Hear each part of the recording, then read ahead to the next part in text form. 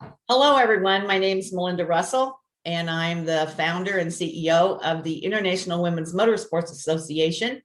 And I'm also the podcaster for Gate Racing Girls Rock podcast, which is all about women in motorsports. And we interview all kinds of women, from little girls to grannies who've been racing forever.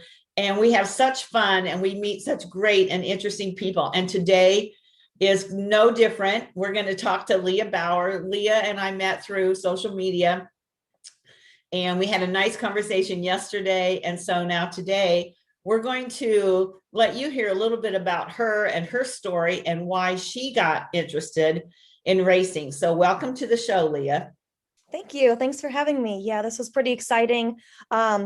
Social media, I have a love-hate relationship with. It takes a lot of my time, but it also allows me to meet really cool people like yourself pretty easily. I mean, you're in Michigan, I'm Wisconsin. It's not too far, but it's a lot easier just to jump on social media and get familiar with somebody. So I appreciate you having me. Oh, no problem. And it'd be fun if we could meet up and have coffee, but it'd be a bit of a drive, and Right.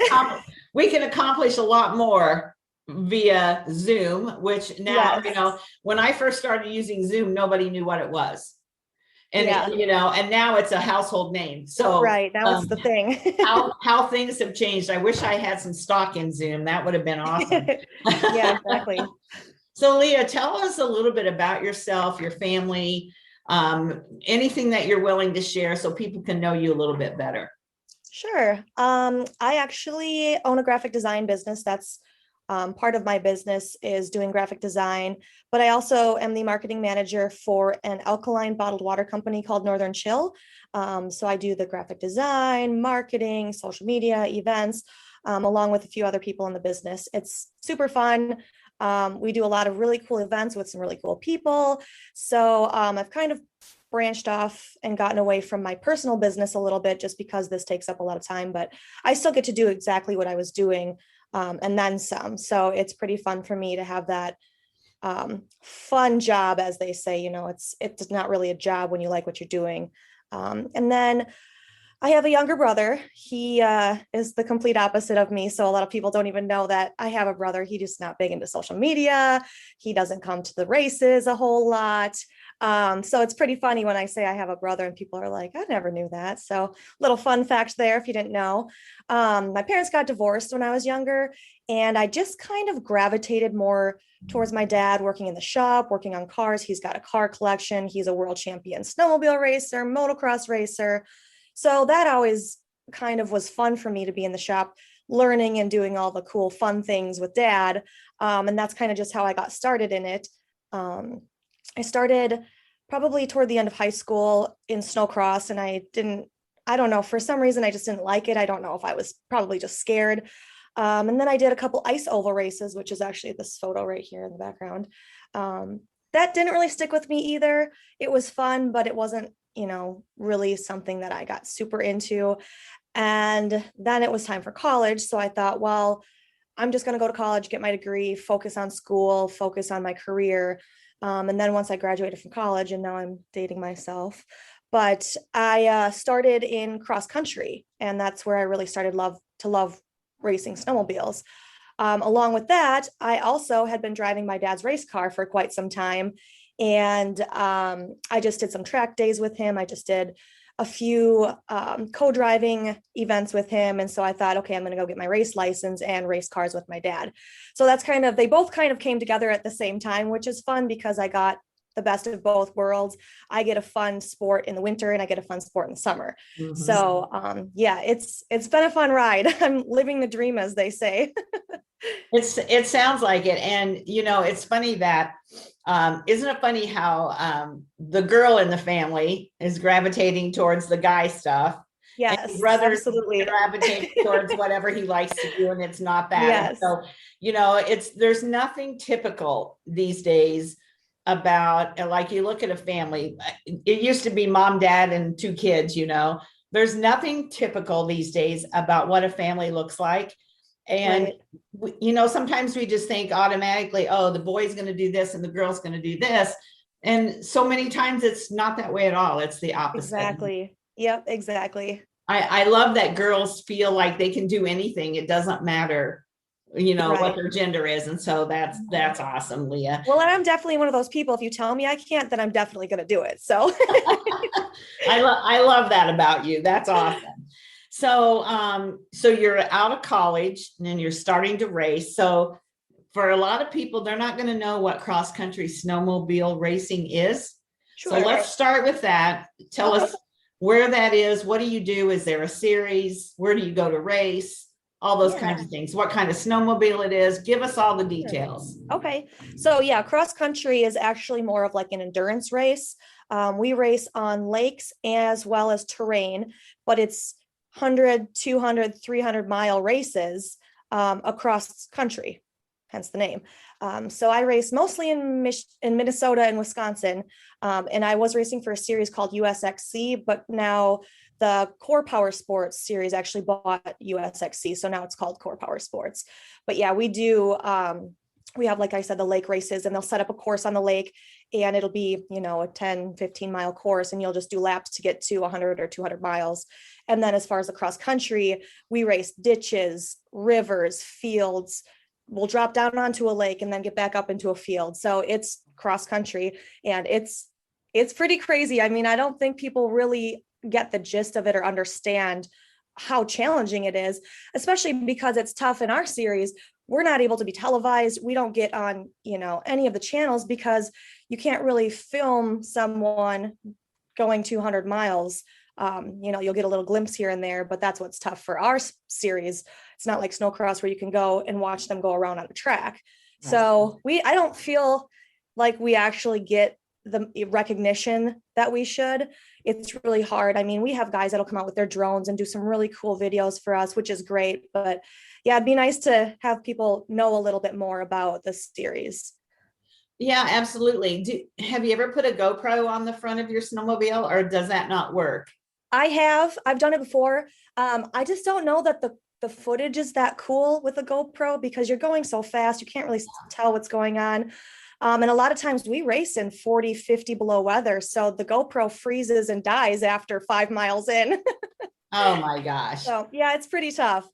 It sounds like it, and I'm going to encourage people to Google it, and it's called Core Power Sports. Core Power Sports. Yep. Okay, so Google that, people, and find out more about this, because it wouldn't be my kind of sport because I don't like to be cold. I go to Arizona in the winter, but if you like snowmobiles and you like that kind of thing, I think this just sounds crazy and amazing at the same time. Yeah, it really is. And I always tell people too, it's a fairly easy sport to get into. I mean, you don't have the money, I understand that, but grab a friend's sled and go do one race. I mean, you can do one race just to see if you like it. Usually we'll do the full series, but if you just want to come in and say, hey, I want to try this race, there's a sports stock class, there's lower classes that you can get into that aren't so competitive and aren't so scary. And you can just ride at your own pace, and it's super fun. I mean, at this point in my life, in my career, yeah, I still want to win and I'm competitive, but some days it's like, man, my body hurts. I'm just going to go out and have fun in this race. And my goal is to finish. And that's a huge accomplishment in these kind of races, is just to finish. Oh, absolutely. And I was going to ask you about that, about how hard is that on your body? Because I don't snowmobile, but I have some friends in Utah that are huge snowmobilers, and I know that it is hard on your body. Mm-hmm. And then 200 miles, I'm just picturing you're going up terrain, down across a lake, up through the trees and all this. And I'm thinking, man, this has got to be hard on your body. It is. My everything hurts. Especially the next day I wake up and it's like, we got to do this all over again. Well, we do a Saturday and a Sunday race. So it's like, man, that next morning on Sunday when I wake up and I have to do it all over again, it's like, why do I do this again?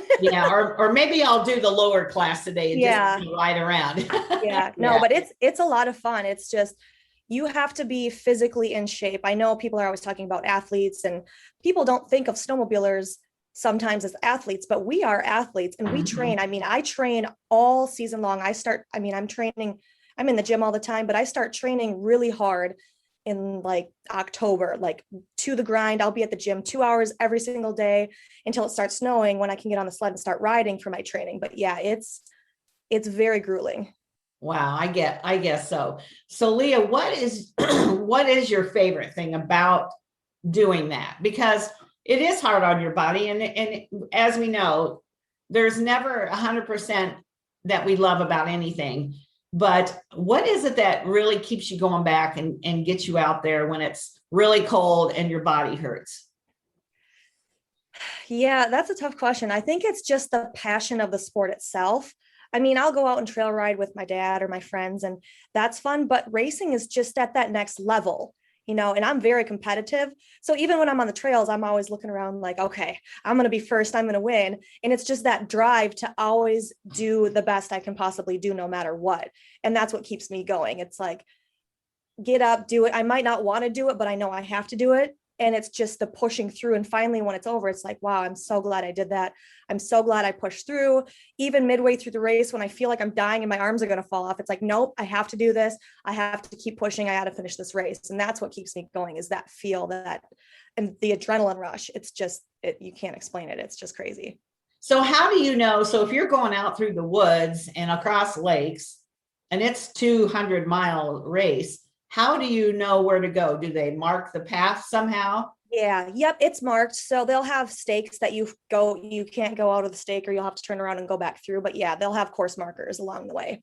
Okay, I figured It's pretty hard to get lost. or like orange flags or something. Yeah. Yep, there's actually stakes with little orange diamonds on them. Okay. All right. I figured there had to be something because you wouldn't have any idea where to go. So, that's all right. So what kind of success have you had? I mean, as far, winning isn't always what is the definition of success. It doesn't mean that you bring the trophy home always. So what would you say that you're successful? What does that mean to you? I think just being in the industry, being a female in the industry, being, considered maybe one of the top cross-country female athletes, that's a success to me. I mean, the fact that I've been able to finish races, that's a huge success to me. I really think that females in a primarily male-driven industry is huge, and I just want to keep growing that. And I think the more females we can get into the industry, that's successful right there, because it's not just men anymore. Girls want to do this too, and we're just as good as the guys.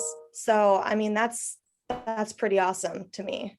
So how could we help go about spreading the word and getting more girls? Obviously it's got to be somebody who lives in a state where there's snow, so you can practice and train, and so that eliminates a good portion of the country. But yet there's a lot of those northern states like Michigan, Wisconsin, Minnesota, Utah, all those places that do have that. How do you get the word out? How can you get other girls interested? I would say a lot of it, going back to social media, just kind of find somebody, or even if you don't know, just reach out. If you want to try it, reach out to somebody, ask questions.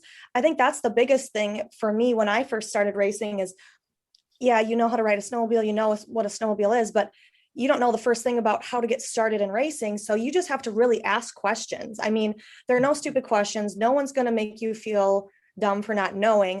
Right. In this industry, I think a lot of people are willing to be very helpful because we want to grow the industry. We don't want this, motorsports industry or the race industry to become less and less each year. We want to keep growing it each year, and we want more people, especially females, to get involved. So definitely just reach out and find somebody that knows what they're talking about and what they're doing, and they'll be more than willing to help. So okay. So let me ask you this, on YouTube or anywhere, are there any has there ever been any kind of a race, part of a race, anything where they've recorded it that people could go and kind of get a glimpse of what it's like? Or because you're going so far, it's hard to do that? Yeah, I know a lot of the snowmobile racers, a lot of the athletes, they have their own personal social media pages, and they throw a lot of content on that.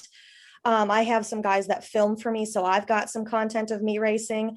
And then I know Core Powersports does have a YouTube page as well that they can check out and, just see everything that it entails. So okay, that's good, because that's a good way for me to share some of that. And try to help, others get interested. Right. So, so you only do cross country in the snowmobile. Now, what about your car racing? What do you do there? Sure. So this is kind of a fun one for me because it's not your normal high speed, high octane power vehicle. These are like basically elevated go-karts. I mean, they're still cars, but my dad and I race vintage and they don't go very fast. I think max is like 125, maybe 130. Only 130. Yeah. But yeah, they're super fun. So my dad races a 1959 Austin Healey and I race a 1962 MG Midget. And we have 1275 cc engines. It's just a fun thing for my dad and I to do since he's getting older and the snowmobile is really hard on his body. You're in a 5-point harness strapped in. There's not a lot to do to get hurt. Unless you don't know what you're doing, I guess. But yeah, we like to go out and have fun. So I started co-driving with him and I was getting better and faster. And he eventually kicked me out of his car and said, get your own. You're not going to beat my times in my own car. so I got one and now it's super fun because we get to battle on the track together and our cars are so close to the same thing and so similar in times that, we're constantly on the track back and forth and I get to watch his lines and then he'll follow me and it's super fun. It's definitely more of a hobby for us than anything because we just like to have fun when we do it. So is there a series there that you race with? Yep. So the series is VSCDA, Vintage Sports Car Drivers Association of America.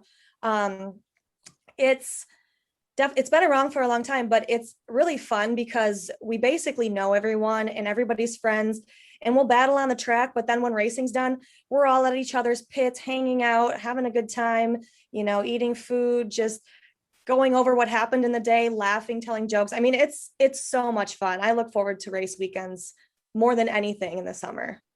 And so where do you race those? Are those mostly in Wisconsin or where? It's mostly in the Midwest. So we race at BIR in Minnesota. We race at Road America in Wisconsin. There's 2 tracks, Grattan and Gingerman in Michigan, Black Hawk in Illinois. So we get to travel a little bit. It's fun to go to the different tracks, but it's definitely just in the Midwest for now. So it's more of a road. You do like a road course. Course. Yeah, it's not circle yep. track. Yeah. Yeah. Gingerman is close. We talked about that yesterday, and Grattan's not that far away. And then of course, Blackhawk's in Illinois, a couple hours away too. So, right. So not far, but I'd love to come and see that. That's one kind of thing I haven't seen yet. So that sounds like so much fun. Yeah, so Gingerman is actually where I got my race license. Oh, is it? I took driving school there and got my license at Gingerman. It's a fun track. It is. It is. And it's out in the middle of nowhere. Yeah, they usually kind of are. Just with the noise ordinance and stuff, it's hard to have them right in town by people. That makes sense. Yeah, for sure. So, I just lost my train of thought, what I was going to ask you about. So when you're racing that against your dad, does it push you to go faster and beat him? Or sometimes are you like, I'm going to kind of hold back for my dad? Oh no, there's no holding back. I'm going to beat him. Okay. Have you ever wrecked each other? No, our racing is no rubbing is racing. We don't touch. I mean, they're all vintage collector cars essentially. So nobody ever wants to get into it. If it's getting close, somebody will pull the line because you don't want to smash into a $130,000 vehicle. So exactly. That's kind of what I was thinking. That's why I like it too, because it's not, it's aggressive, but it's not aggressive to the point where someone's going to take you out and crash you just to get the spot. So I really like that aspect of it. But we're both really competitive. So there's a lot of banter that goes on and it's like, I'm going to beat you. No, I'm going to beat you. And then pretty soon he's over in the pits pretending to take stuff off my car and put it in his, and everybody just, it's super fun. Everyone just laughs, but we like to have a good time. So are there other women that race the vintage cars, or are you kind of a minority? I'm sure. There are a handful of other women that race, and it's nice because we're super competitive on track, but we're the greatest of friends off track. So it's really nice to have the support and have actual friends in the industry versus just wanting to beat everybody and you don't really talk or get along. It's a lot like a big family. Racing typically is, Mhm. even if you're competitive, it is like a big family. But I liked hearing what you said about you're not going to take somebody out. My granddaughters both race, and they're 17, and Maddie just turned 16. And Maddie's really gotten into racing this year. She's driving a street stock, Oh, and awesome. she was going to win her heat race till some older guy, probably could be her grandpa, spun her out on purpose. Oh, no. And I'm glad I wasn't there, because Mama gets a little excited. Yeah.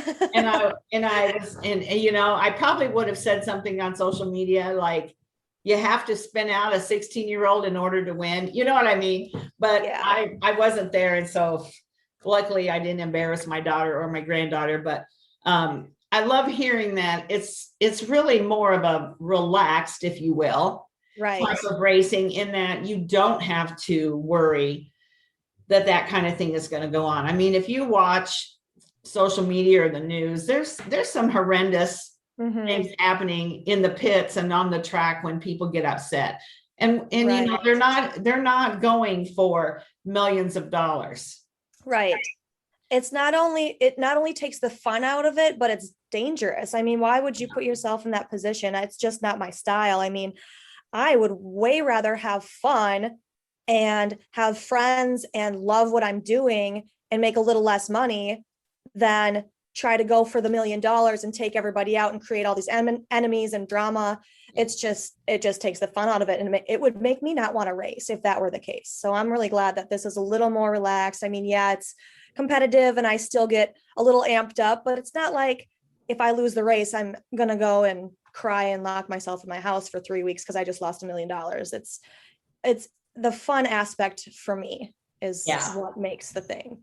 Yeah. And it sounds to me like the snowmobile racing is really more of your really hardcore, I want to win. And then vintage is more, hey, we're having a great time and it's a fun weekend. And so you've kind of got the best of both worlds there, and like you said, you get to race winter and summer, and probably doesn't really matter the weather. Even if it's snowing, you're probably still racing, right? Yep, exactly. Yeah. Whereas if it's raining in the summer, everybody's packing up and going home. And so that's the frustrating part about that. Right. Well, we actually do run in the rain. We've got rain tires, but it makes it a little more sketchy and not as fun because my dad and I have convertibles. So we get soaked. That would be interesting. So unless it's lightning or there's a tornado, we usually run in the rain. And then there's the rain line. So then I have to kind of think, okay, I'm not on the race line. I have to jump over onto the rain line so that I make sure I'm sticking to the course and not sliding all over the place. Oh, yeah. Well, that's a fun challenge. And it seems like no matter what, whenever I show up, it starts raining. So everyone blames me for the rain all the time. There you go. Yeah. Well, I don't think you're to blame because it's happening all over. It is. Yeah. It's summer in the Midwest. Yeah, exactly.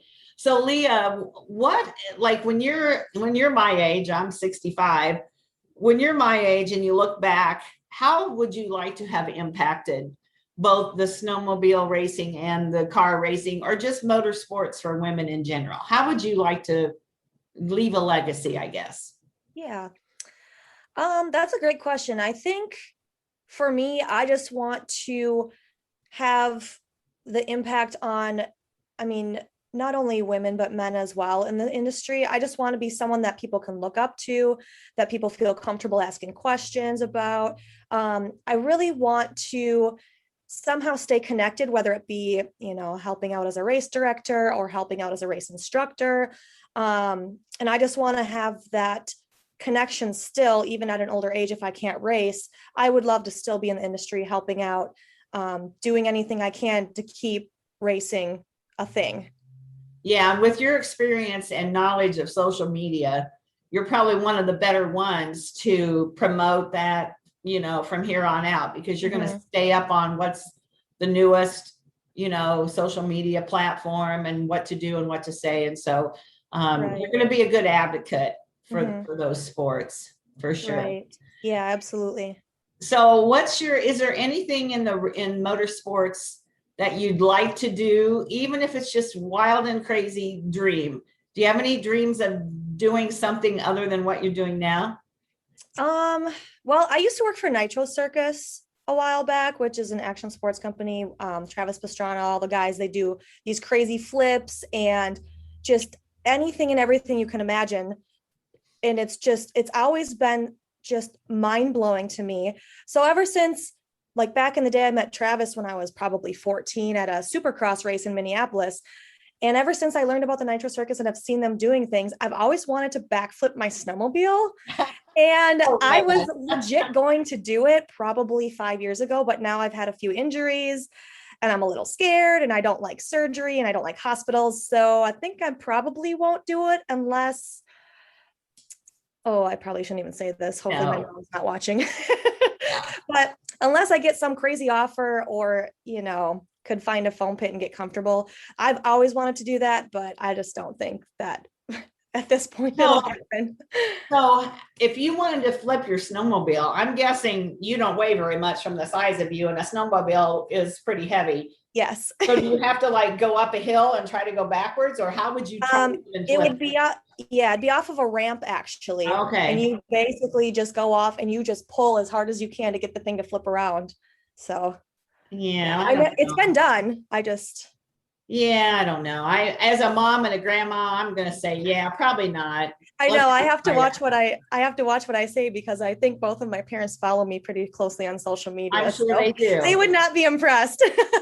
No, I think you've got the sense that it'd really be cool to do it, but I'm probably not going to try that. Yeah, exactly. Yeah. At this point, it's probably too far gone and I'm okay not getting hurt.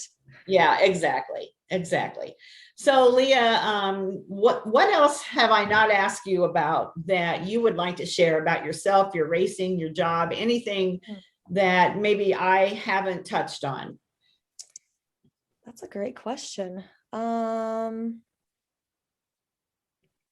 don't really know. I think basically just for me, getting the word out about racing, getting the word out about bringing more females into the industry.